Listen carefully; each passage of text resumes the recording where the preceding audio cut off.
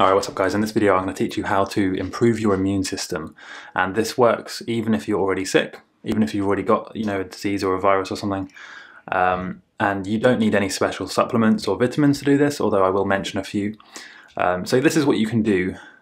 This is some practical, realistic steps you can actually take to keep your immune system strong and to actually improve it, if you've already become sick and things like that. So before we get into this video, make sure to subscribe. I do post weekly biohacking and personal development videos, so yeah, I really think you guys are going to enjoy that, so make sure to subscribe. Alright, so the immune system itself is essentially the body's self-defense mechanism against threats, against viruses, diseases, foreign substances and weird things that enter your body. So the immune system is made up of a few things: antibodies, white blood cells, and lymph nodes. And these things are very effective at basically transporting bad things away and out of your body. When the body detects like a viral threat or a disease, what it will do is it will create what are called antibodies. Now, an antibody is like a security guard that is going to go and find the bad guys in your body and take them away.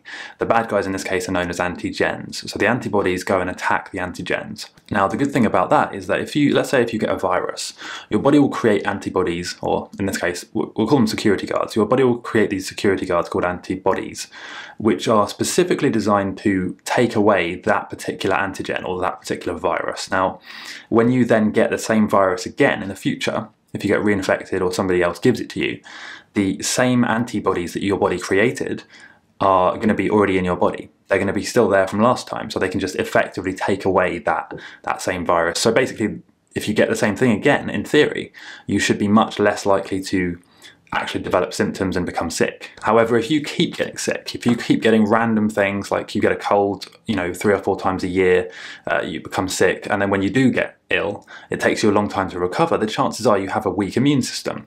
And that's not the end of the world. A lot of people do, but there are some things you can do to actually improve that. And most of them don't take that much effort at all.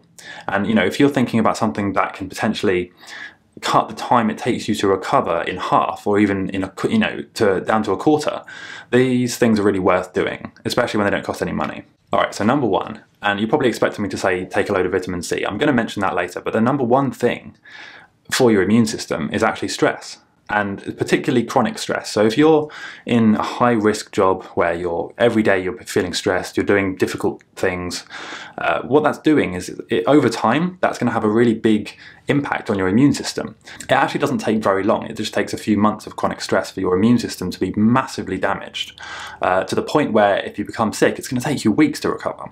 Much longer than it would have done if you didn't have that stress in your life. So yeah, stress is a big one. Now, not all of us can avoid stress, but you can, in my opinion, you can decide how you react to things, and you can develop a personality where if something that would typically stress someone out happens to you, you don't become stressed and you sort of let it slide over you and you try not to worry about it. Easier said than done, but there are lots of ways you can do that. Meditation is a really big one. It's been proven that meditation can massively lower stress, even if you just do it for 10 minutes a day. So yeah, stress is a big one. If you can avoid stress, and you might not even be aware that you're stressed, it might be something that is bugging you, it's on the back of your mind, and it's just making you a bit edgy, a bit, irritable. But if you really think about it, you can usually trace it back to what is actually causing the stress. Maybe it's like financial stress, maybe you're worried about your relationship, maybe you're not happy in your current job, or you're not happy with how your life's turned out. It could be like a really, like a background sort of thing, something that's not immediately obvious.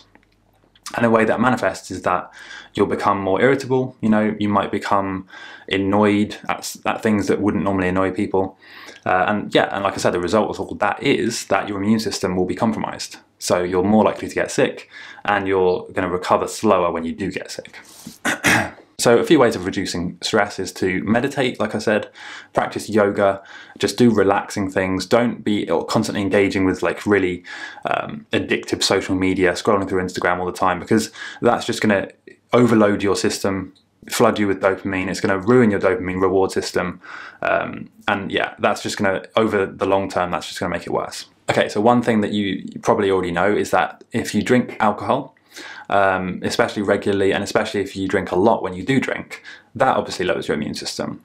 So I used to drink, every week or so, and I would find that I usually would get sick the day or two after drinking. If it was a really heavy night and if I was interacting with a lot of people, I would usually get sick. And then I noticed that when I stopped drinking, I got sick a lot less. I still got sick, obviously, every now and then, but it was a lot less than it was.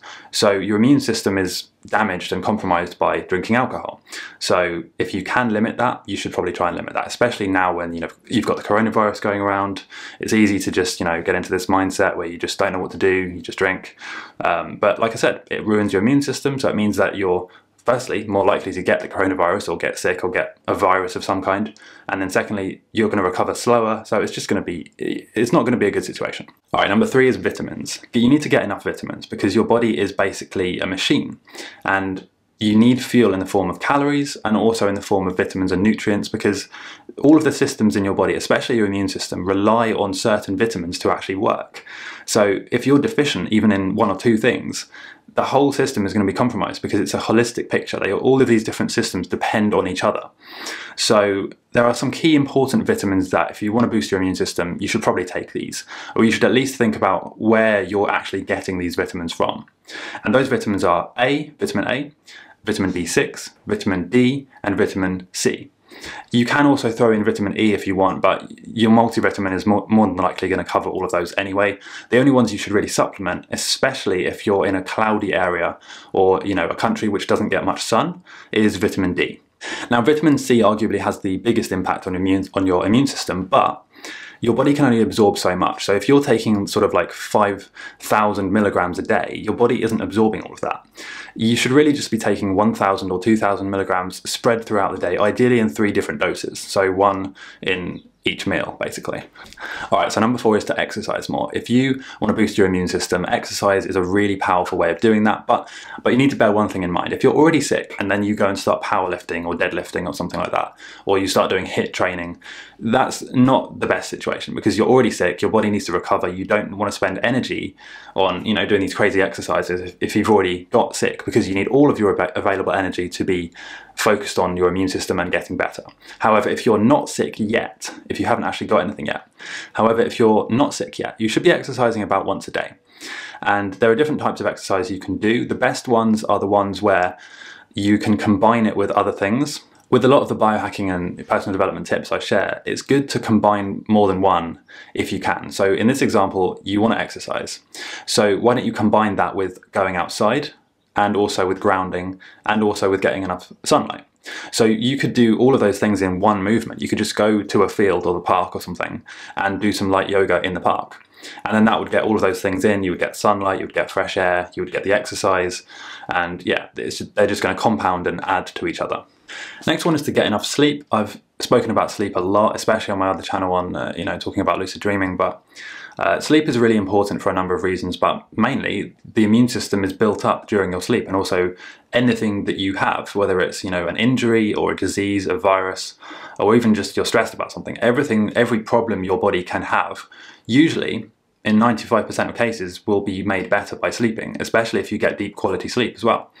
A lot of people sleep for 8 or 9 hours, but they don't get quality sleep because, for whatever reason, maybe they watched TV until 11 at night, or they look at their phone screen.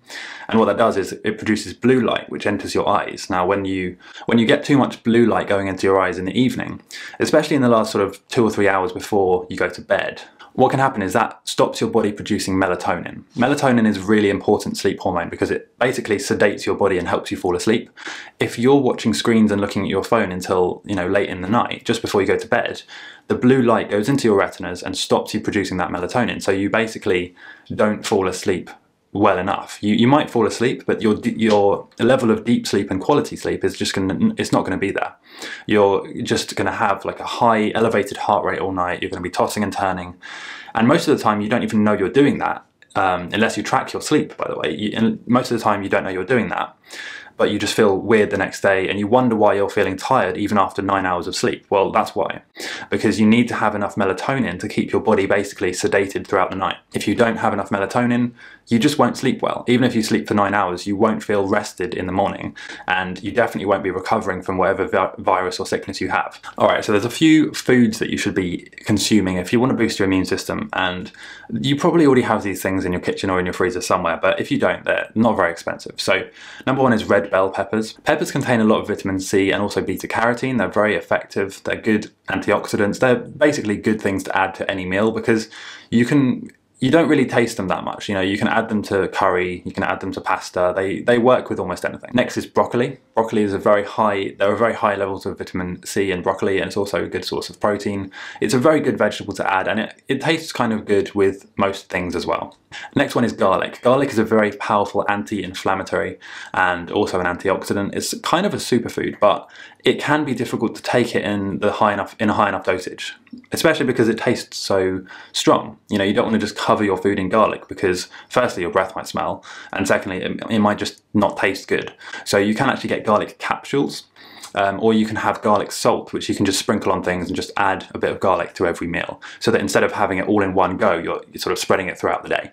The next one is ginger. Now ginger is again a powerful anti-inflammatory. If you have any disease or inflammation, and it's been said that most diseases or conditions are inflammation or chaos at the cellular level, so anti-inflammatories are almost always good. There are some exceptions, but for most things, for most viruses, diseases, conditions, injuries, reducing inflammation usually is a good thing. So it depends on obviously what's wrong with you and what you're currently taking, but ginger is a really powerful anti-inflammatory. It's kind of difficult to eat it because it tastes quite strong, so it's best to get a capsule. You can actually get a ginger and turmeric capsule where you have 2 in 1. If you are taking turmeric, again, that's a powerful anti-inflammatory, antioxidant, but you should also take it with black pepper, because it's been shown that when you consume turmeric with black pepper, you actually absorb 5 times as much of the turmeric. So don't, you know, if you don't take the black pepper with the turmeric, you're kind of wasting it because you're just not going to absorb most of it. Next we have spinach, and this is something that you can very cheaply buy in large quantities. I normally buy like a kilogram sack of frozen spinach, and it comes in little pellets like this, little cubes. Each cube is the equivalent of about half a bag of fresh spinach. So you can imagine how much, you know, nutrition you're going to get if you just have 2 of those cubes and you can blend them up in a smoothie. That's going to be full of vitamin C, full of protein, full of antioxidants. It's a really powerful thing to eat. Next we have, I would say, a mixture of nuts and seeds, and you can get things like flaxseed, sesame, pumpkin, sunflower seed, and almonds as well. What you should probably do with those is just blend them all up. And in terms of getting omega-3 and 6, the best sort of ratio for that is to have half. If you imagine a jar, okay, you're going to blend up all of these things into a jar. You want to have half of the jar full of flaxseed. They're also called linseed sometimes. Half of the jar full of ground up flaxseed, and then the other half should be made up of equal parts of sunflower, sesame seed, and pumpkin seed. If you do that, and by the way, you should store that in a fridge, by the way, because the oils and nutrients, they lose their potency if you expose them to sunlight or even just in normal everyday room light. So they should be kept in a fridge in a dark container ideally. But yeah, so if you actually have that mixture, that gives you the ideal levels of omega-3 and 6, because if you get the wrong balance of those things, then you may as well not be taking them. You need to really get the right balance of them. And that's why it's a common mistake with this stuff is just to take only flaxseed or just to only have sesame seeds, because your body needs both of them in the right ratio to actually absorb them. So you really need to get that balance right. But once you have that jar of flaxseed mix, you can add it to anything. You can add it to porridge, smoothies, you know, you can really just sprinkle it on whatever you're already eating. However, if you want to get enough omega-3 and 6, you should really be having 2 heaped tablespoons of that mixture per day. If you don't want to take that, if that's too much, you know, it's difficult to take that if you don't have a smoothie. So if you don't want to take that, you can actually just take what's called algal oil, or just a vegan omega-3, 6, 9, which is going to give you the best omega-3 and 6, you're going to be able to absorb it better. And before you ask, it's more easily absorbed when it comes from the plant algae sources compared to when it's from the fish oil sources. It's a common misconception that if you take a fish oil supplement, that's the best way of getting omega-3 and 6. It's actually not. If you look at the bioavailability of the two different sources, the plant-based algae source is much more absorbed and much better utilized by the body than the fish-based one. So you've also got to consider where you've got to trace things back to their source. So if you consider the fish-based omega-3 and 6 capsule, you've got to think about where did the fish actually get the omega-3 and 6 from in the first place? Well, they eat the algae, because the algae has the highest concentration of omega-3 and 6. So you may as well just go straight to the source and get the best one. Alright, so now in this part of the video, it's going to be talking about how you can boost your immune system if you're already sick. So it's too late to start exercising and doing all of that stuff. You want to get better as quickly as possible. So here's what you should do. Number one, you should be taking 2 supplements per day. And that is well, actually, ideally you should take 3. So firstly, your multivitamin. Secondly, a vitamin D supplement, because you're more than likely deficient in vitamin D because you probably haven't been walking around much. You've probably been indoors most of the time. So vitamin D is really essential. And then a vitamin C. Like I said, you don't want to take more than 2,000 milligrams because your body just won't absorb it. So take a 1,000 or 2,000 milligram vitamin C tablet, a vitamin D and a multivitamin every single day. The next one is to avoid fried or fatty or cheese and dairy based foods, because these are going to increase your mucus production, increase inflammation, and to be honest, you should be avoiding those foods anyway, but especially when you're sick, they're just going to make it worse. They're going to lengthen your recovery time. So you want to be ideally having foods that are high in nutrients and vitamins. And in particular, you want to find foods that are high in zinc, vitamin D, vitamin B and 6, and also selenium. This is really important for recovery and also reducing your inflammation, because like I said, inflammation is the enemy when it comes to getting sick. You really want to reduce the inflammation as quickly as possible. And then next, obviously, you should be drinking enough water throughout the day. You should be sipping on, ideally every 15 or 20 minutes, you should be having a little sip of water just to make sure that you're not going to be dehydrated, because that's just going to make the whole thing worse. You're going to take longer to recover, you're going to feel worse, you might even get a headache. It's just going to lengthen your recovery time. So I hope this has been helpful for learning how to boost your immune system. I do actually have a really detailed guide called Raise Your Energy, which is biohacking tips for beginners. And in that guide, it's a really powerful system explaining over 15 really powerful biohacks and tips you can do that will not only boost your immune system, but also increase your energy levels. You'll feel better, you'll sleep better, your motivation, your energy, your ability to focus on something, your motivation, all of that stuff will be boosted and increased. And this normally happens within about 2 or 3 weeks of doing these things, if you do them every day. So yeah, that guide is a really powerful way of increasing your energy and in this case also boosting your immune system. So there'll be a link to that in the description. I really would encourage you to go and read that, because there's also a bunch of free stuff and bonuses there as well. So have a look at that, and I'll see you in the next video.